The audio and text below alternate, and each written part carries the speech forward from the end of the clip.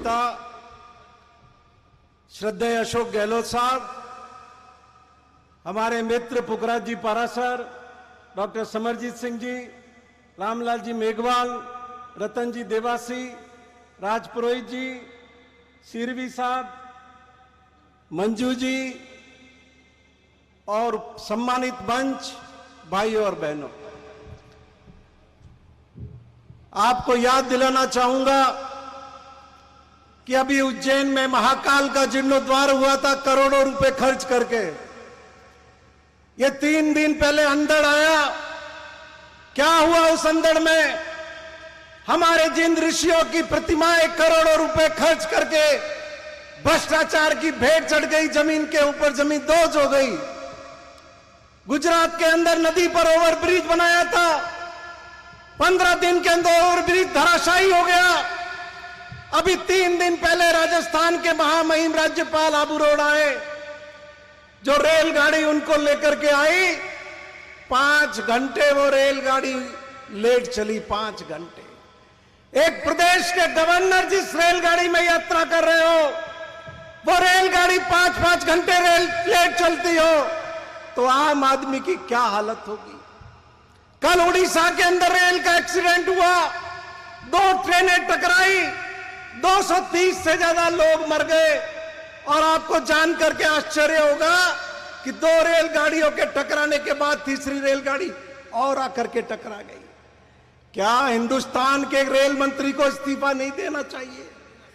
इन सैकड़ों, बोलो आप, देना चाहिए कि नहीं देना चाहिए? इन सैकड़ों लोगों की मौत का जिम्मेदार कौन है? क्या देश की सरकार उन यतीम बच्चों के लिए एक पैकेज का ऐलान करेगी और जो लोग इस दुर्घटना के लिए जिम्मेदार हैं उनके खिलाफ मुकदमा चलाएगी? आज हमारे सामने अशोक गहलोत बैठे हुए हैं। कौन है अशोक गहलोत? अशोक गहलोत वो शख्सियत है जिसने कोरोना में 400 बार वीडियो कॉन्फ्रेंस करके हम लोगों का जीवन बचाने का काम किया। अशोक गहलोत वो शख्सियत है जिसके बारे में अमेरिका के प्रेसिडेंट के प्रेस एडवाइजर ने लिखा कि राजस्थान का कोरोना प्रबंधन पूरे भारत के अंदर सबसे श्रेष्ठ है। आपको याद होगा, गोवा में भारतीय जनता पार्टी का बहुमत नहीं आया, बीजेपी ने विधायक खरीद लिए, सरकार बना दी। पिछली बार कर्नाटक में बहुमत नहीं आया, विधायक खरीद लिए, सरकार बना दी। मध्य प्रदेश में बहुमत नहीं आया, विधायक खरीद लिए, सरकार बना दी। महाराष्ट्र में बहुमत नहीं आया, विधायक खरीद लिए, सरकार बना दी। इन दोनों रंगा बिल्ला के इस विजयी रथ को, ये विधायकों की खरीद फरोख्त करने के रथ को हिंदुस्तान की सरजमीन पर जिस आदमी ने रोकने का काम किया, उसका नाम अशोक गहलोत है। और वो राजस्थान के विधायक जिन्होंने करोड़ों रुपए के इस मोटा भाई की पेशकश को ठोकर मार दी और राजस्थान के त्याग, तपस्या के बलिदान के इतिहास को कायम रखा और राजस्थान की सरकार को गिरने नहीं दिया। आज जालोर और सिरोही के हम सब भाइयों को विचार करने की जरूरत है। पिछले 19 साल से हम लोग दिल्ली में भारतीय जनता पार्टी के आदमी को जिता करके भेज रहे हैं। आज हमें पूछना पड़ेगा कि माई व्यास का जो समझौता हुआ था 1966 में, जिसमें प्रावधान था कि नर्मदा का पानी जब गुजरात के खेड़ा जिले में पहुंच जाएगा तो माई व्यास का पानी जालोर, सिरोही और बाड़मेर को दिया जाएगा। गुजरात का नर्मदा का पानी आज 5 साल हो गए, खेड़ा जिले में पहुंच गया, लेकिन नरेंद्र मोदी की सरकार हमको वो पानी का उपयोग करने के लिए नहीं दे रही है। एक एक किसान भाई को जागने की जरूरत है, एक एक किसान भाई को नए सिरे से सोचने की जरूरत है। आज किस काम के लिए अशोक जी आए हैं? महंगाई राहत।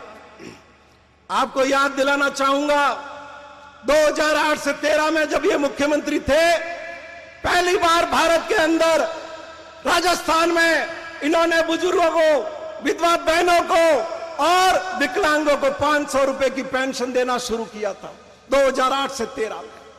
उसके बाद 2013 से बीजेपी की सरकार रही। क्या बीजेपी की सरकार ने 500 रुपए से बढ़ाकर 505 रुपए भी किए? आपसे पूछ रहा हूं, किए? फिर 2018 में अशोक गहलोत आए और 2019 में 500 से बढ़ाकर 500 750 रुपए की। और आज जो ये रजिस्ट्रेशन चल रहा है, ये पेंशन बढ़ के 750 से 1000 रुपए होगी। और इन्होंने नियम में प्रावधान कर दिया है, हर साल 15% पैसे बढ़ेंगे। इस साल 1000 है तो अगले साल 1150 होंगे। अरे भाई, डोगरा मन को रे कोई नहीं तो चाय बीड़ी हारू तो यार और हमारा कौम नहीं है। अभी पिछले साल घर की बिजली में 50 यूनिट फ्री किए, खेत की बिजली में हर महीने 1000 रुपए का अनुदान दिया। मेरे अपने सिरोही जिले में 26,000 किसानों के बिल जीरो आए हैं। जिनके 5 हॉर्स पावर की मोटर लगी हुई थी, सबके बिल जीरो आए।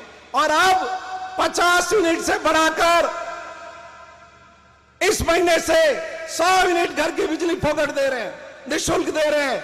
किसानों को 2000 यूनिट बिजली निःशुल्क दे रहे हैं। बीजेपी की सरकार ने 2018 में जाते जाते पशुधन बीमा योजना बंद कर दी थी।